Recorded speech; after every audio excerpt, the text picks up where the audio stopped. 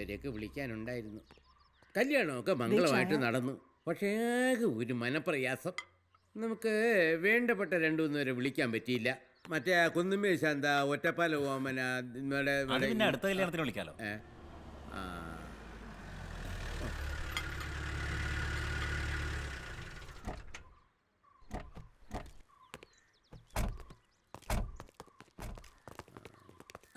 Happy married life. കല്യാണത്തിന് ഇന്നലെ വരണമെന്ന് വിചാരിച്ചതാ, പക്ഷെ വിളിക്കാതെ വരുന്നത് ശരിയല്ലല്ലോ, അതുകൊണ്ടാ ഇന്നാക്കിയത്. അതിനെന്താ വിളിക്കാത്ത ഒത്തിരി പേര് വന്നല്ലോ.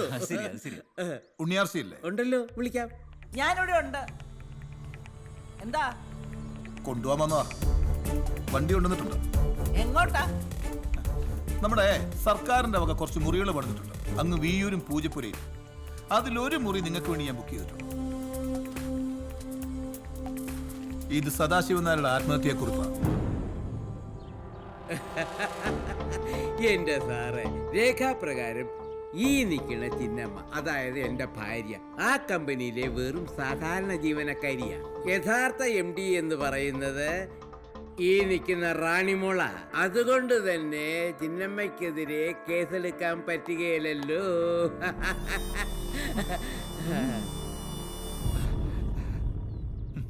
വേണ്ടല്ലോ, പ്രതി മുമ്പിൽ തന്നെ നിൽക്കുകയല്ലേ. പുതുപ്പെണ്ണ് തന്നെ പോരട്ടെ ആ മുറിയിലേക്ക്. മനസ്സിലേ എങ്ങോട്ടാ? അവിടെ ഇല്ലേ, അറസ്റ്റ് ചെയ്യാനൊന്നും പറ്റത്തില്ല. റാണി മോള് ഇവിടുത്തെ MD ആണെങ്കിൽ ഞാനും ചിന്നമ്മയും ഇവിടുത്തെ MD. അവരെ തടയണ്ട, അവന് മോളിൽ പോലീസ് ഉണ്ടല്ലോ. ഇവരവിടെ എത്തുമ്പോ അവരുടെ വിളി അങ്ങ് എത്തും. അതെ.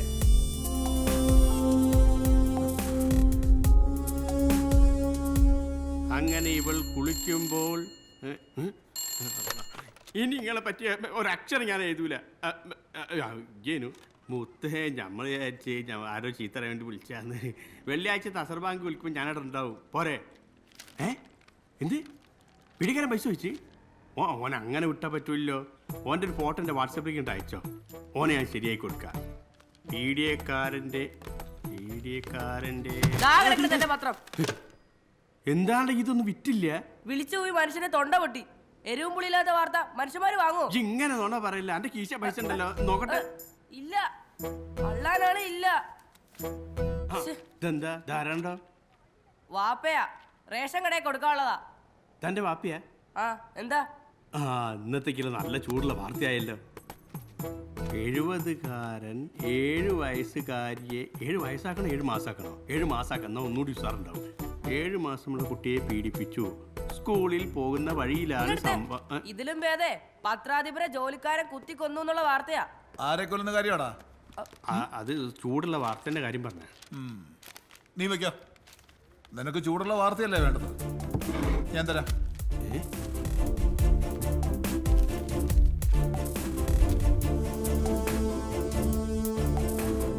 അല്ലോ, നിങ്ങളിത് പൂട്ടിക്കാനുള്ള പരിപാടിയാ. ഇനി നിന്റെ ഇടിവെട്ട് ഇറങ്ങുന്നുണ്ടെങ്കിൽ അത് ഈ വാർത്തയുമായിട്ടായിരിക്കണം. അല്ലോ, ഇത് നമ്മൾ അടിക്കൂല. ഇല്ലെങ്കിൽ ആ ആത്മഹത്യാ കേസിൽ നിന്നെ ഞാൻ പെടുത്തും. ബാക്കി ഞാൻ പറയണ്ടല്ലോ. അല്ല, ചെയ്താനും കടലിൽ നടുക്കായല്ലോ. ഇത് ചെയ്ത ഓള് നമ്മളെ വാൾ പോസ്റ്റ് ആക്കും. എന്തേലാവട്ടെ. ചൂടുവാർത്ത, ചൂടുവാർത്ത, ചിട്ടിഫണ്ട് പൊട്ടി ഉണ്ണിയാർച്ച മുങ്ങി. ചൂടുവാർത്ത, ചൂടുവാർത്ത, ചൂടുവാർത്ത, ചിട്ടിഫണ്ട് പൊട്ടി ഉണ്ണിയാർച്ച മുങ്ങി. ഒരെണ്ണം വാങ്ങേട്ടാ. ചൂടുവാർത്ത, ചൂടുവാർത്ത, ചിട്ടിഫണ്ട് പൊട്ടി ഉണ്ണിയാർച്ച മുങ്ങി. 5 രൂപ, 5 രൂപ. ചൂടുവാർത്ത.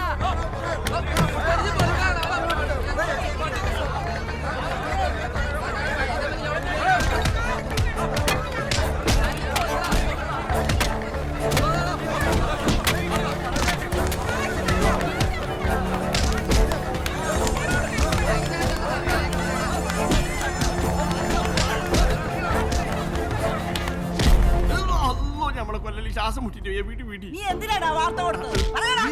ഞാൻ തീർത്തോളാം. പടച്ചോനാലിച്ച് നമ്മളെ കൊല്ലല് 4 മക്കൾക്ക് വാപ്പല്ലാണ്ടിയാവും. പടച്ചോനാലിച്ച് നമ്മളും ചെയ്യല്ലേ 4 മക്കൾക്ക് വാപ്പല്ലാണ്ടിയാവും. ആ SI ഇവിടെ കുത്തിരി ചെയ്യിച്ച പണിയാ.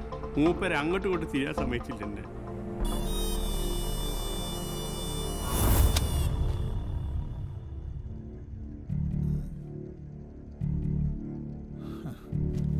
എന്തുദ്ദേശത്തിലാ താൻ ഈ വാർത്ത പത്രത്തിൽ കൊടുത്തത്?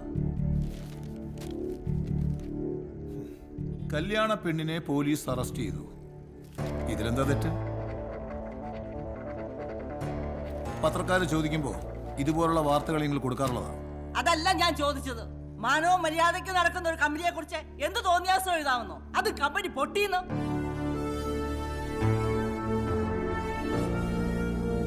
ഈ വാർത്ത പിൻവലിച്ച് നീ മാപ്പ് പറഞ്ഞില്ലെങ്കിൽ ഇല്ലെങ്കിൽ നീ എന്നെ ഒലത്തും. അതെ, നീ ഇനി ഏതറ്റം വരെ പോയാലും എനിക്കൊരു പുണ്ണാക്കുമില്ല. ഇത് ഇവിടെ കൊണ്ടെന്ന് തീരുമെന്ന് നീ കരുതണ്ട.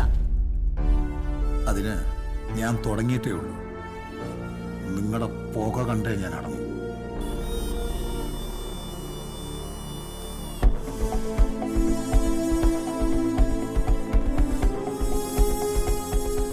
സാറേ, അവരുടെ ചിട്ടിക്കമ്പനി ഇനി തുറക്കില്ല അല്ലേ?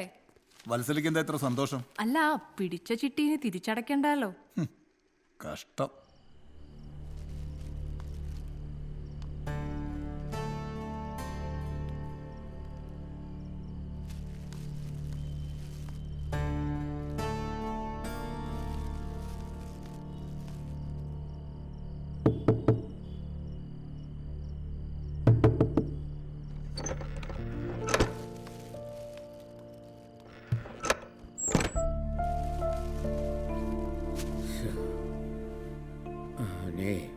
കുറച്ച് ചോറ മോനെടുത്ത് കഴിക്ക്.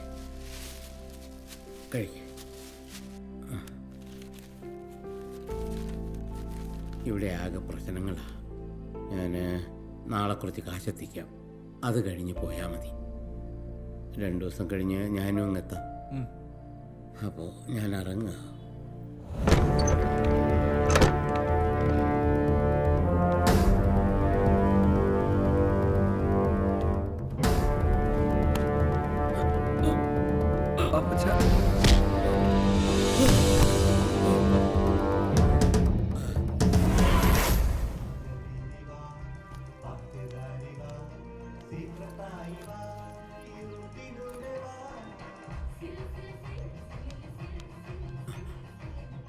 മോനെ, നീ എന്തിനാ ഇപ്പൊ ഇങ്ങോട്ട് വന്നത്?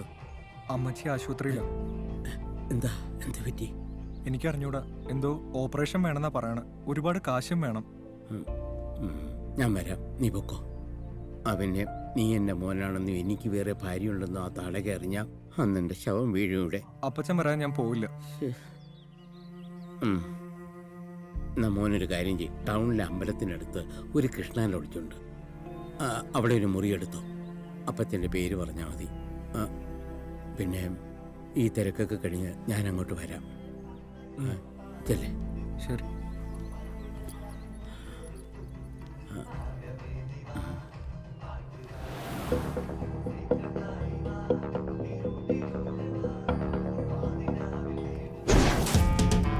എടോ, തന്നെ വൃത്തികെട്ട കാല് ഞാൻ വെട്ടിയെടുക്കാൻ പോവാ. പിന്നെ തന്നെ ഇഴഞ്ഞു പോകേണ്ടി വരും ആ വേസ്റ്റിനടുത്തേക്ക്. നിനക്ക് ഞാൻ വെറും ഒരു അടിമയാ. എനിക്കും ഓൾറെഡി വികാരവും വിചാരവും ഒക്കെ. നിനക്കതുണ്ടോ? നീ ഒരു മനുഷ്യ സ്ത്രീയാണോ? എടോ, കെട്ടിയോന് വേറെ ഭാര്യയും കുട്ടിയും ഉണ്ടെന്ന് അറിയുന്നത് ഒരു ഭാര്യയെ സഹിക്കില്ല. താൻ അവളുടെ കൂടെ ഒറ്റക്കാലനായി തെണ്ടി നടക്കുന്നത് എനിക്കൊന്ന് കാണണം. വെട്ടടി വെട്ട്. നീ കാലല്ല കൈയും കൂടി വെട്ടിയെടുത്താലും ഞാൻ തെണ്ടാൻ പോകുന്നില്ല. എൻ്റെ മോൻ അതിന് സമ്മതിക്കത്തില്ല. കൂലിപ്പണിയെടുത്താണെങ്കിലും അവൻ എന്നെ പോറ്റിക്കൊള്ളും. പക്ഷേ ആ അവസ്ഥ നിനക്കാണെങ്കിൽ നീ ഒന്ന് ഓർത്തു നോക്ക്. പുഴുത്ത് പുഴുവരിച്ച് നീ റോഡിൽ കിടക്കും. തെരുവ് നായ പോലും നിന്നെ തിരിഞ്ഞു നോക്കില്ല. കല്യാണം കഴിഞ്ഞ് 10-40 വർഷം ഞാൻ നിന്റെ മുമ്പിൽ ഇറച്ചിക്കടയിലെ പട്ടിയെ പോലെ കാത്തു കിടന്നില്ലേടി. ഞാനൊരാണടി. ഭർത്താവ് പിഴച്ചു പോയിട്ടുണ്ടെങ്കിൽ അത് ഭാര്യയുടെ കഴിവുകേടാടി. പോടി പോ.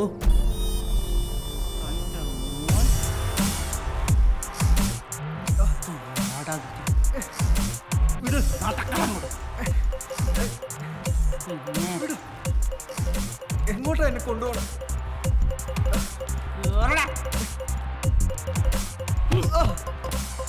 ഇത് കൊണ്ടുപോയി നിന്റെ അമ്മയുടെ ഓപ്പറേഷനോ 16 അടിയന്തരോ എന്ത് വേണം നടത്തും. പക്ഷെ നിന്നെ ഇനി ഇവിടെ കണ്ടുപോകരുത്. ഞാൻ നിങ്ങളുടെ പിച്ചക്കാശ് വാങ്ങാൻ വേണ്ടി വന്നതല്ല. എനിക്ക് എന്റെ അപ്പച്ചനെ മതി. നിങ്ങൾ എവിടെ കൊണ്ടേ ഒളിപ്പിച്ചാലും ഞാൻ കൊണ്ടുപോകും എന്റെ അപ്പച്ചനെ. എടാ കൊച്ചനെ, കാശുള്ള ആണുങ്ങളെ വലവീശി പിടിച്ചിട്ടെ ഗർഭം ഉണ്ടായപ്പോ രക്ഷപ്പെടാൻ പറഞ്ഞുണ്ടാക്കിയതാ നിന്റെ അമ്മ ഈ കള്ളക്കഥ. എന്റെ അപ്പച്ചനുമായി ഒരു താലിച്ചേരേണ്ട ബന്ധമല്ലേ നിങ്ങൾക്കുള്ളൂ, പക്ഷെ എനിക്കുള്ളത് രക്തബന്ധം. ഒരു കോടതി അത് നിഷേധിക്കില്ല. അപ്പൊ നീ രണ്ട് കൽപ്പിച്ച ചിന്നമ്മയുടെ നെഞ്ചത്ത് കയറി നിരങ്ങാൻ ഒരുമ്പട്ട് ഇറങ്ങിയിരിക്കുക. ആയുസത്തില്ല നിനക്ക്, ഓർത്തോ. പച്ച വെള്ളം പോലെ കൊടുക്കരുത്, തന്തേ തിരക്കി വന്നിരിക്കും.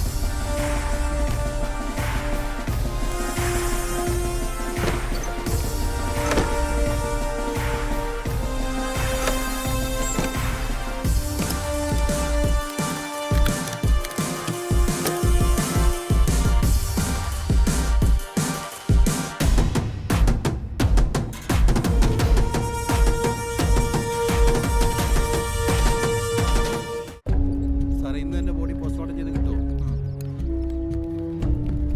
സാറേ ഇവിടെ പാഠ്യപത്രത്തിലിടാന്ന് വിളിച്ചു പറഞ്ഞേക്കണേ. സാറേ, ഡോക്ടർ വിജയലക്ഷ്മി ഉണ്ടെങ്കിൽ ഡോക്ടർ ചാണ്ടിനെ വിളിച്ചാലോ? പൊന്നുമോനെ, പൊന്നുമോനെ, നീ ഈ അപ്പനെ ഒറ്റയ്ക്കാക്കിയല്ലോടാ.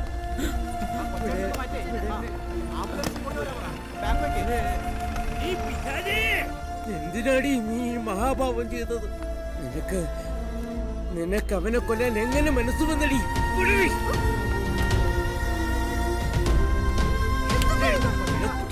നിന്നെ കൊല്ലുവിടി. നിന്നെ കൊല്ലുവിടിക്കാൻ. നീ ജീവിച്ചിരിക്കണം. വിട്, വിടരുത്, വിടരുത്. അയാളെ പിടിച്ചങ്ങോട്ട് മാറ്റ്. ഞാനാ പറഞ്ഞത്. എന്നാ പിന്നെ പോവല്ലേ തറവാട്ടിലേക്ക്?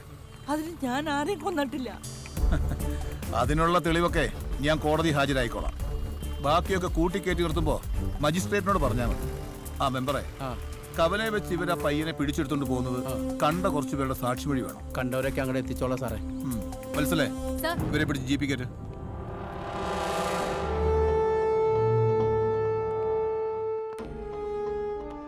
ഇതെന്താ ചെയ്യാ സാറേ? ഒരു നടക്ക് നടക്കുന്ന ലക്ഷണം ഇല്ലല്ലോ. മര്യാദയ്ക്ക് അങ്ങോട്ട് സമ്മതിച്ചോ, വെറുതെ ഞങ്ങൾക്ക് പണിയുണ്ടാക്കരുത്. ഭർത്താവിന്റെ ജാരസന്ധതിയെ കൊല്ലിച്ചത് നിങ്ങളാണെന്നുള്ള കാര്യം പകൽ പോലെ വ്യക്തമാണ്. ഇനി അറിയേണ്ടത് ഒരു കാര്യം മാത്രം, അത് ചെയ്തത് നിങ്ങളാണോ നിങ്ങളുടെ ഗുണ്ടകളാണോ? അങ്ങോട്ട് പറഞ്ഞേ. നിങ്ങൾക്ക് എന്നെയല്ലേ വേണ്ടത്? അവരെ വെറുതെ വിട്ടേക്ക്. അവരെ മാത്രമല്ല, നിങ്ങളുടെ ആ പുതിയ മരുമോനെയും പൊക്കാൻ പോയിട്ടുണ്ട് പല്ലക്കുമായിട്ട്. മറ്റുള്ള കേസിൽ നിന്ന് തലയൂരിയതുപോലെ ഇതിൽ നിന്ന് രക്ഷപ്പെടാമെന്ന് കരുതണ്ട. ദൈവം തമ്പുരാൻ വിചാരിച്ചാലും നടക്കില്ല. കിട്ടാവുന്ന സകല തെളിവ് ഉപയോഗിച്ച് നിങ്ങളെ ഞാൻ പൂട്ടും.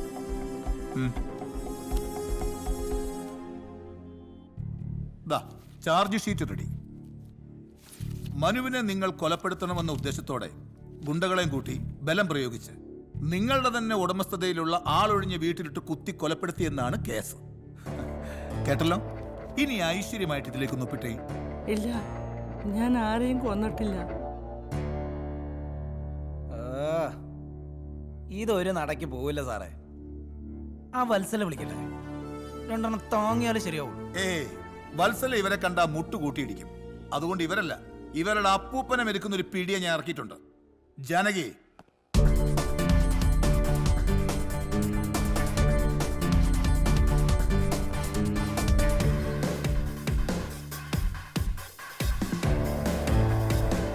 ജാനകി, അപ്പൊ തുടങ്ങല്ലേ?